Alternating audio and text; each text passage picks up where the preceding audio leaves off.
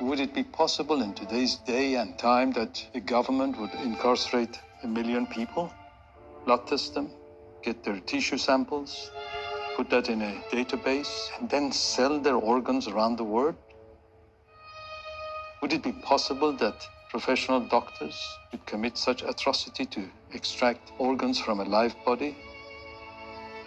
Because it's such a huge and unbelievable crime, it's impossible to accept it at the first sight.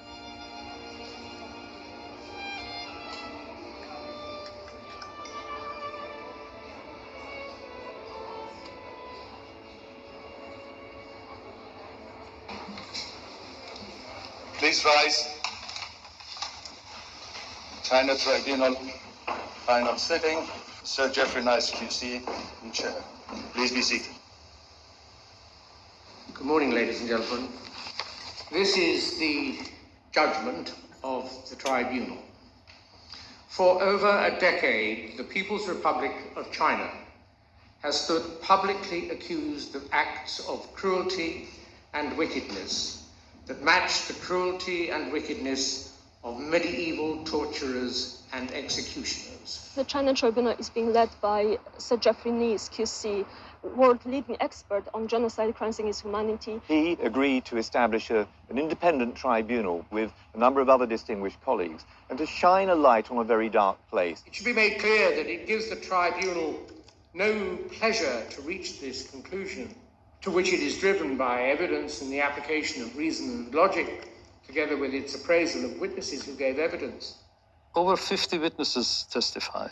Ms. Yang, is this your statement? 杨女士，这个是不是您的证词？是。 Yes. Are you going to give your evidence in English or in Chinese?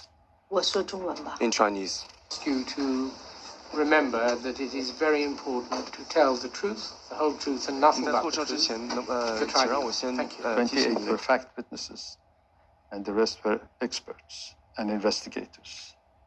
The reading materials that was given to the tribunal went into thousands of pages. If you look at page 133, This is the first tribunal where there's been a documentation process for the actions of the Chinese state. There is no international court that could look into the evidence, could identify those responsible. The People's Tribunal is filling this gap.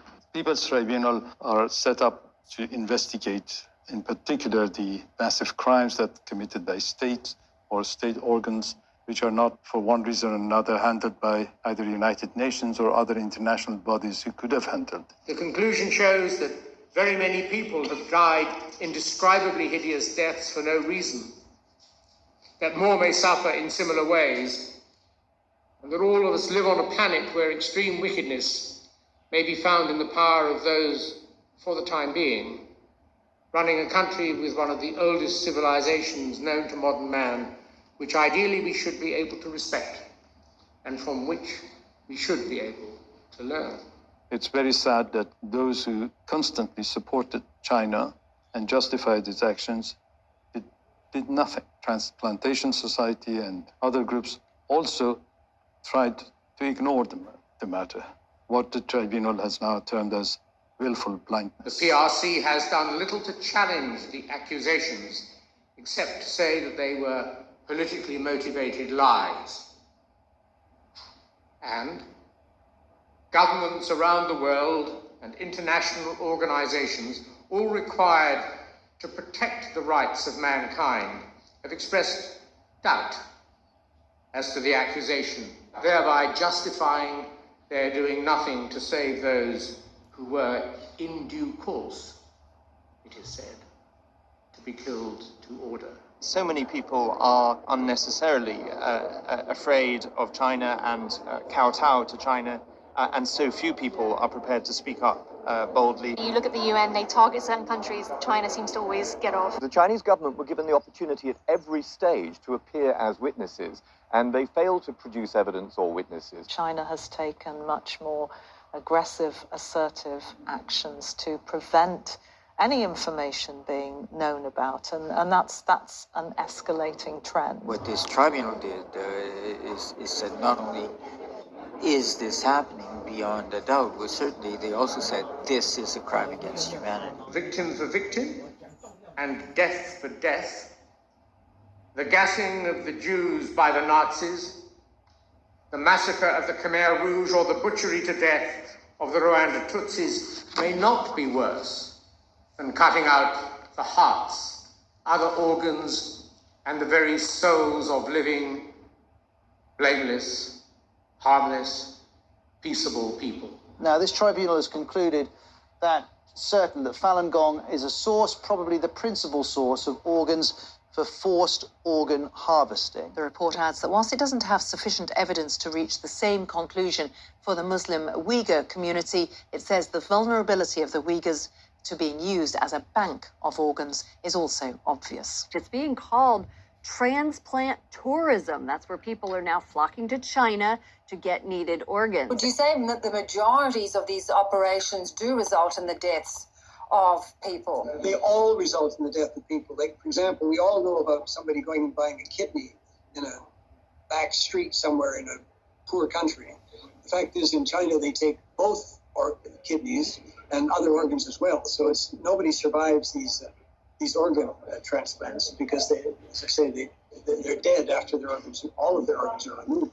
Doctors killed those innocent people simply because they pursued truthfulness, compassion, and forbearance in the case of Falun Gong practitioners, and lived lives of healthy exercise and meditation that was seen as dangerous to the interests and objectives of the totalitarian state of the People's Republic of China. This is a very uncomfortable truth, inconvenient truth.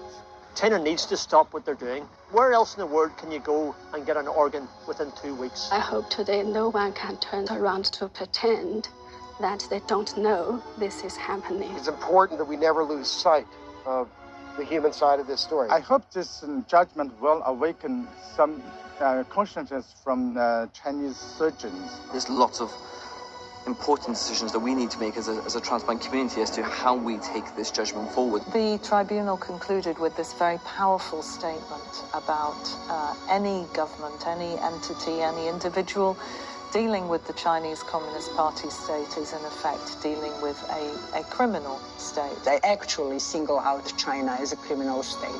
And I think nothing will be the same after this. Any who interact in any substantial way with the PRC, including doctors and medical institutions, industry and businesses, most specifically airlines, travel companies, financial services businesses, law firms, pharmaceutical insurance companies, together with individual tourists, educational establishments, and art establishments, should now recognize that they are, to the extent revealed in this judgment, interacting with a criminal state.